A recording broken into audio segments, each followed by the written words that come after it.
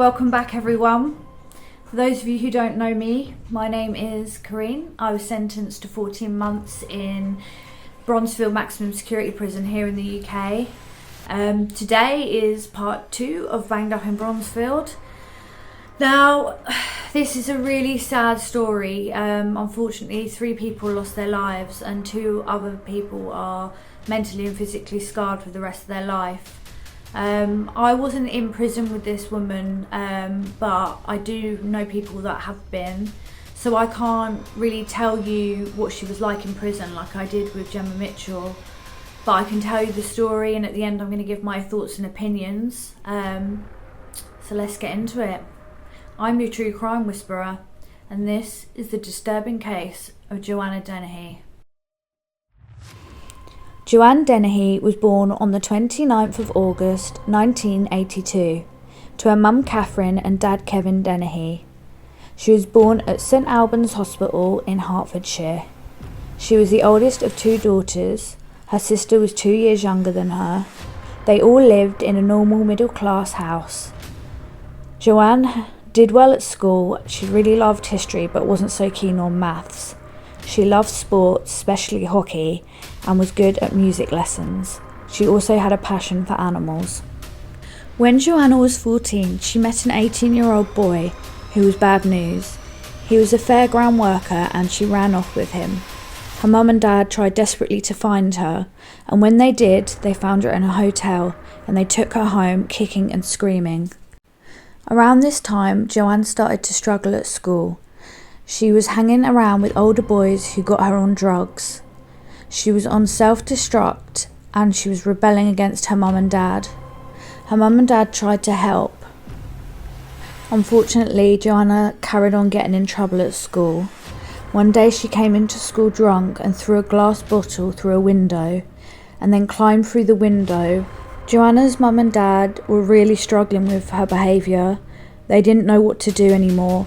Joanna was stealing money from them to buy drugs, and everything was extremely stressful in the household. In the summer of 1997, 15-year-old Joanna met a 20-year-old man called John. He lived with his mum 3 miles away from Joanna's mum and dad.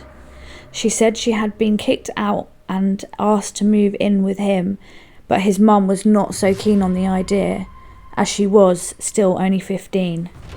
To stop Joanna from being homeless and sleeping on the street, as she refused to go back to her mum and dad's, they kindly rented out a flat for them both. And then at age 17, Joanna found out that she was pregnant with a baby girl. In 1999, Joanna had her first baby girl, baby Cheyenne. John worked as a security guard. When Joanna was pregnant, she didn't drink or take any drugs. But sadly, their relationship started to become strained. Shortly after Cheyenne was born, Joanna turned to drink. When Joanna had been drinking heavily, she started to see other men behind John's back. When John found out, he was broken-hearted and moved back with his mum and took Cheyenne with him. She kept trying so hard to get back on her feet, but sadly she kept slipping back into alcohol and drugs. In 2001, John decided to give Joanna another chance, as he did really love her. Joanna got back on her feet and even got a new job. Joanna really seemed like she was getting her life back together. They moved back in together, but not long after, she started to drink again. She would come home and have outbursts, and John was scared to live there with the 2-year-old daughter Cheyenne. So in 2003, John took Cheyenne and moved back with his mum, and he cut all contact off from Joanna. In 2004, Jo went to prison for a violent attack on a man. She was committed to a mental health centre and was diagnosed with a mental disorder. The same year she came out of prison and she went home to her mum and her dad. She was 22 at this time. It seems at this time in Joanna's life she was really struggling. Her behaviour really went downhill. She was sleeping with different people and really struggling with addiction. But John really wanted to keep the family together. And for a whole year, she turned her life around and everything was a lot better. And in 2006, she gave birth to her second baby girl. Unfortunately, again, Joanna started to struggle with her mental health. She ended up drinking and seeing other men and women. It got to the point where she'd started to self-harm, cut herself, stick pins into her skin. She would disappear for weeks at a time, and she would always have injuries on her body. In 2009, John left for the final time. See, this night Joanna had been out drinking. When she came home and the kids were asleep, she threw a knife into the floor and screamed in John's face that she wanted to kill someone. This was the final straw for John, and he moved 140 miles away to Derbyshire, the last time she'll see her kids in 14 years. Obviously, this affected Joanna really bad. She got even worse and she was shoplifting. The inevitable happened and Joanna ended up getting in trouble with the police. She did spend some time in prison for some assaults, but she was out by 2010. She did have some friends that she met in prison that helped her out and let her stay on their sofas. She met Kevin Lee, 48. He was married to a kind woman called Christina, and they had 2 children together. They lived in Peterborough.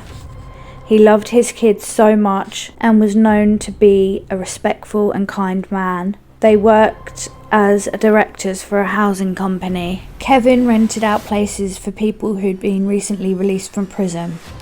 In 2010, Joanna asked if she could stay at one of Kevin's places. He helped Joanna. She was given a place and they became quite close friends. In the end, they came even closer and were in a mutual kinky relationship. It's said that Kevin would let Joanna stay for free and would also give her drugs and alcohol as a mutual arrangement. Around this time she met Gary Richards, nicknamed Stretch. He was 7'3" tall. He had run-ins with the police before. He'd been in for car theft and stuff like that, but no violence. They both lived in a rented property from Kevin. So Kevin had some problems sometimes with evicting people. He didn't like the long process of having to do it the legal way. So he'd employed Joanna and Stretch to be debt collectors, I suppose. And they'd also go around and they'd move into people's apartments and they would bully them until they left themselves. And in return, they'd get paid money for this from Kevin. When Kevin's tenants would come and complain to him about Joanna and Stretch bullying them, he would either ignore them completely or tell them there was nothing he could do. So March 18th, 2013, Joanna had gone shopping in the shopping centre and she had bumped into a man called Lukasz. 31-year-old Lukasz had moved from Poland to the UK back in 2005. He worked at a warehouse and he was happy-go-lucky kind of guy. He loved cars and he loved music and he was shy but liked helping people. He had 2 sisters who he was close to. He had a drug problem, unfortunately. Him and Joanna had switched numbers in the shopping centre and they started a sexual conversation over text message.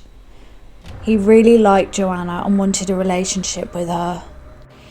March 19th, 2013, Lukasz left his house telling his friends that he was going to meet his new girlfriend and he was really excited about it. Once he'd got to Joanna's home, she'd opened the door and he went inside, but as soon as he went in, Joanna pulled out a knife and stabbed him once in the chest. She caught him off guard, so he had no chance of defending himself. Blood was later found on the kitchen floor, and traces were also on the front door. Gary went on to say that he was asleep upstairs and said the next morning when he woke up, he come down to find a body in the hallway. Joe was freaking out and telling him that he needed to help her get rid of the body. So Gary did. Sadly, they decided to put Lukasz's body in the rubbish bin in the back garden until they could make a decision on what they were going to do to get rid of the body. They left him there for a few days. At this point, Joanna and Kevin's relationship was so strong that she felt comfortable enough to phone him and ask him for money so that she could buy a car to get rid of Lukasz's body. Kevin didn't really ask many questions, but he gave Joanna the money that she asked for. So her and Gary went and bought a green Vauxhall Astra. They took the body out of the bin and they put him in the car. They then went looking for somewhere to dump his body. Truly sad.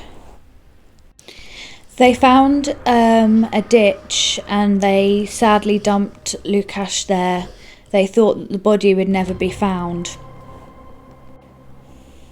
In the weeks following, Kevin had ordered Joanna and Gary to move in with two other tenants, John Chapman and a man called Leslie. They moved in with John Chapman and Leslie on the 27th of March. They'd moved in to make their lives as miserable as they could so they would leave quickly. That's what Kevin had ordered them to do, in return for money. 56-year-old John Chapman was a widow and he'd served time in the Navy. He was in hard times and he did his best to pay his rent.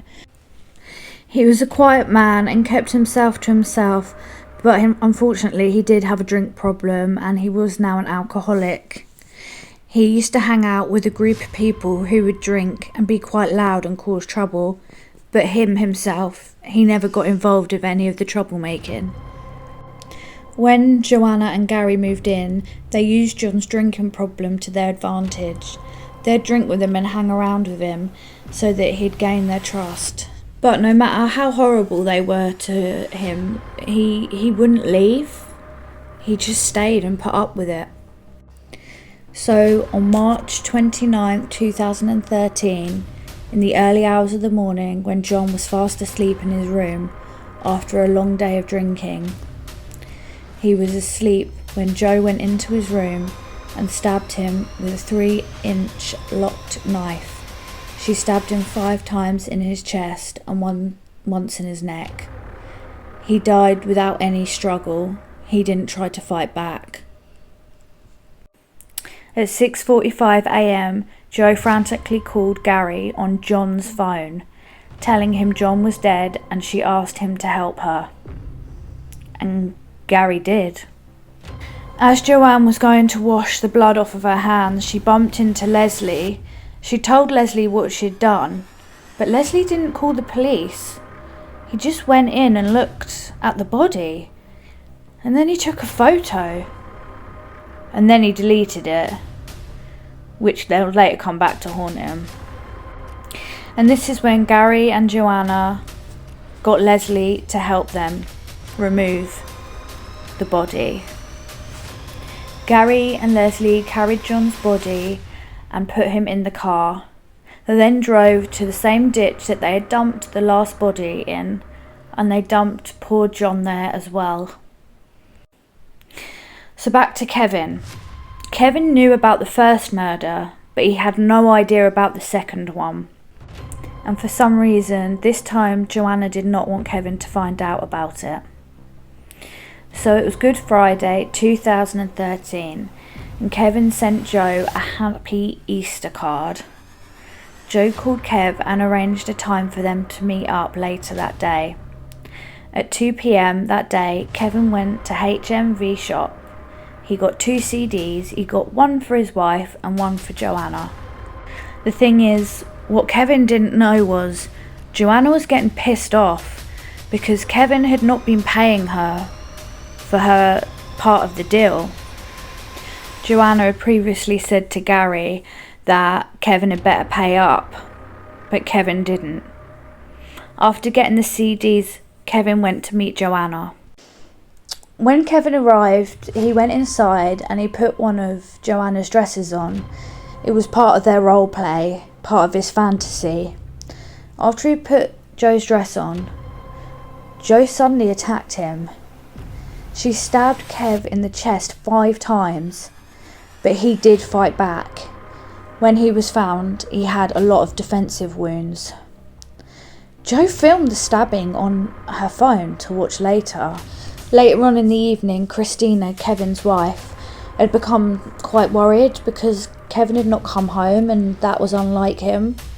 So she started calling round people to see if any of his friends had seen him, but even Kevin's business partner hadn't seen him all day either. He did go looking for him though. One of the places he looked was one of the properties that Joanna had been staying in.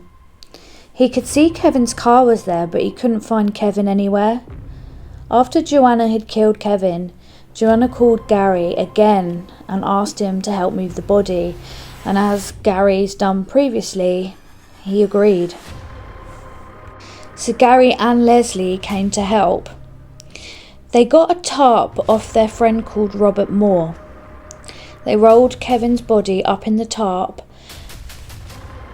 They then put Kevin's body in the car that Kevin had bought for them to dump the last body. Leslie then got in Kevin's car with the bloody mattress in the back of it, and he drove Kevin's car whilst Joanne and Gary got back in the Vauxhall Astra. Both cars were seen on the CCTV stopping at the gas station, where Gary and Leslie were seen leaving the cars and buying cans of gas before leaving again. After Leslie and Gary and Joanna parked Kevin's car on the side of the road at 9:15 p.m, they then proceeded to pour petrol on the car and set it on fire with the mattress still inside. They then got back in the other car, where they drove to Newborough, where they then dumped the body in a different ditch. It was about 10 p.m, and a farmer had noticed flames and had called the police, who had come with firemen to put out the burning car. The mattress was removed and it hadn't been destroyed in the fire. By this point, Kevin's friends and family were extremely worried because they couldn't find him, and this is so unlike him. So they eventually called the police and reported him as missing. At first, the police didn't think anything too serious had happened, but once they found Kevin's car in flames, they knew something was very wrong. The next day, March 30th, 2013, a 63-year-old man was walking down the road when he noticed a body laying face down in a ditch. The body was dressed in a black dress, which was pulled up to expose the private area, and there was an object sticking from one of them areas. The man immediately called the police. When the police turned up and found the body, they'd realised that whoever left him there had cleaned him after the attack. So that led the police to believe that it was something personal and not a random attack. The body was later identified as Kevin Lee. Now a police investigation had begun. They started by going to the properties that Kevin rented out.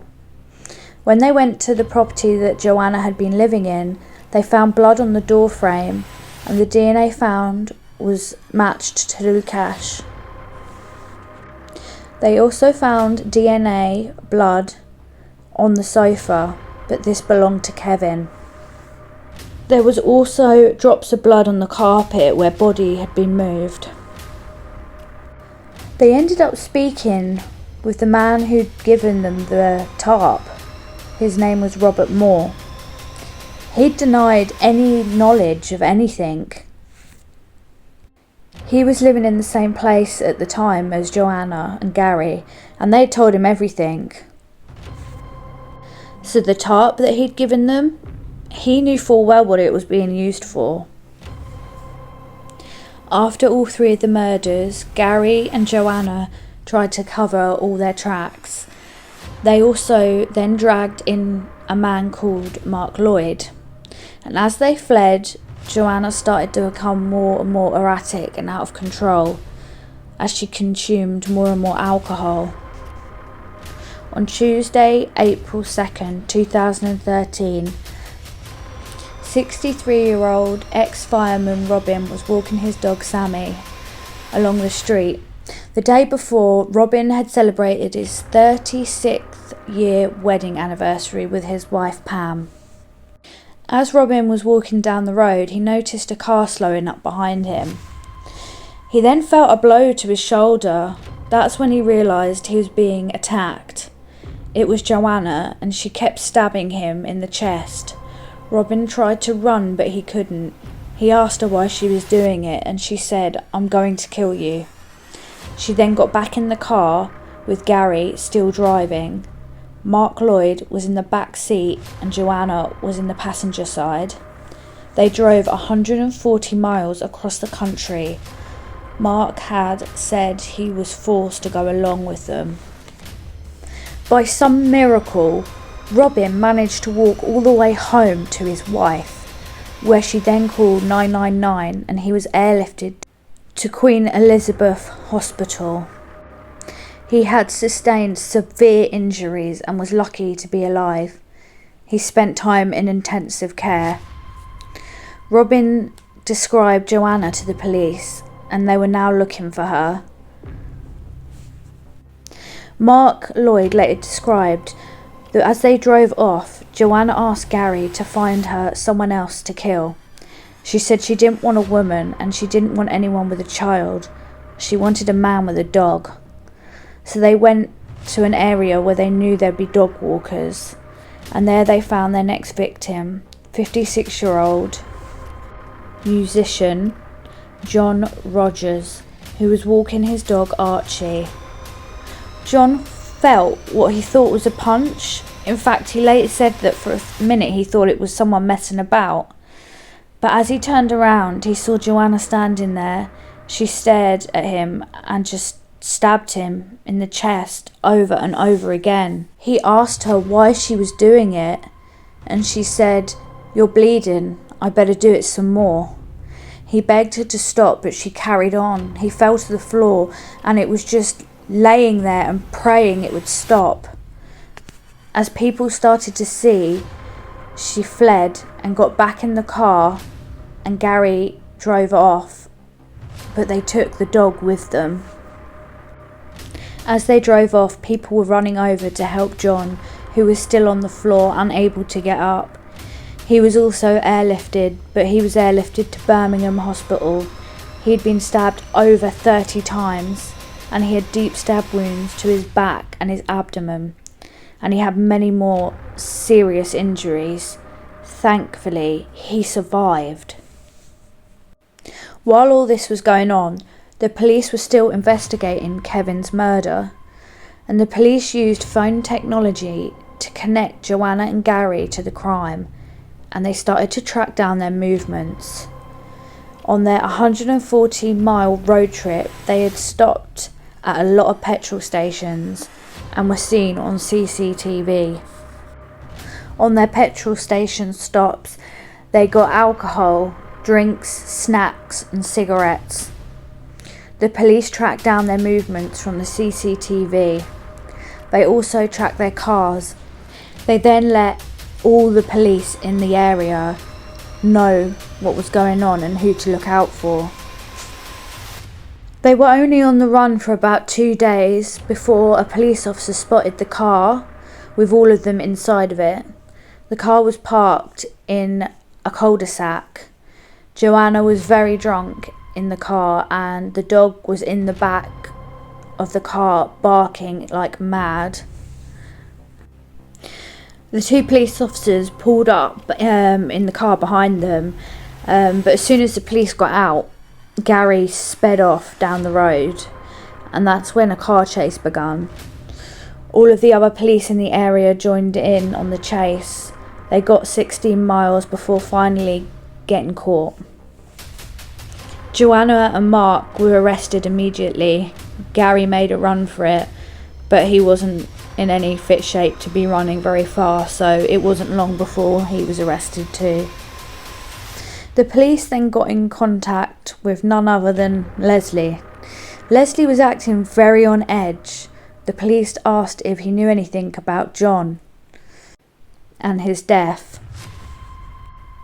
Obviously, Leslie said he didn't know anything about it, but the police did seize his phone, and they found texts that prove he'd helped dump 2 bodies, so he was also promptly arrested. So now Joanne, Gary and Mark were taken to the police station where they were processed. They would have had their DNA taken, fingerprints. The police thought it was really strange that Joanna was so calm and didn't seem to be worried or upset about being caught. She didn't say anything really, except for that she'd had a drink. But it was said that she did flirt with a few of the police officers while she was in the station. The next day, after they'd been taken into custody, the other 2 bodies were found in the ditch. They were identified as 31-year-old Lukesh and 56-year-old John Chapman.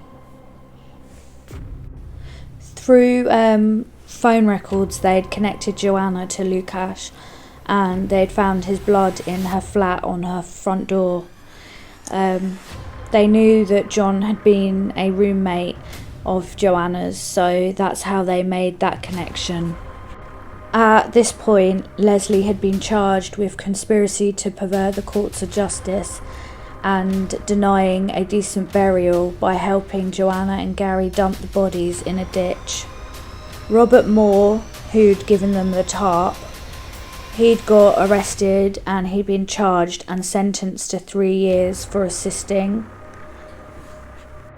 Joanna Dennehy was charged with murder of John, of Kevin, of Lukesh, and the attempted murder of Robin, and the attempted murder of John Rogers.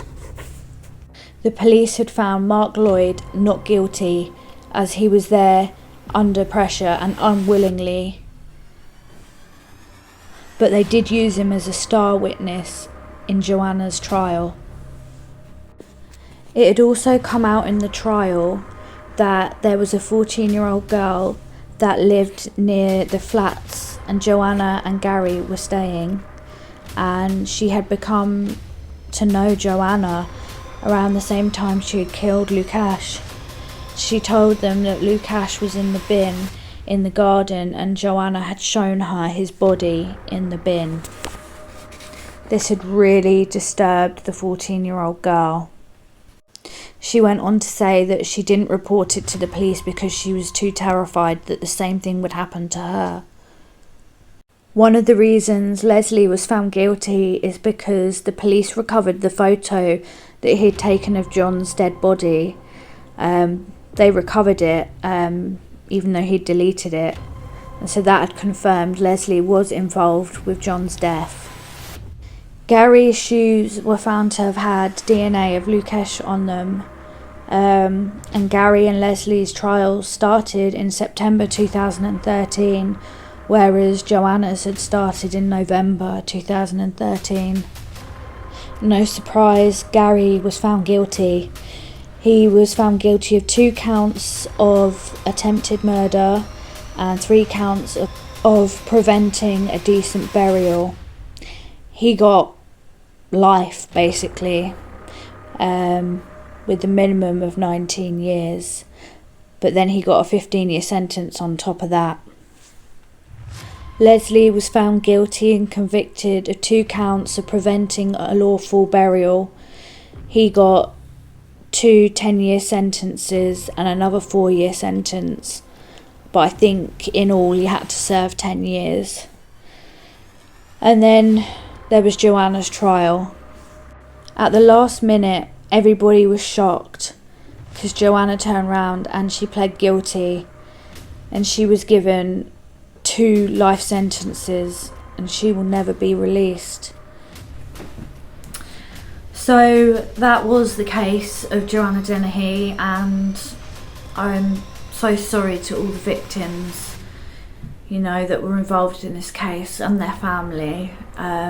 It's truly sad.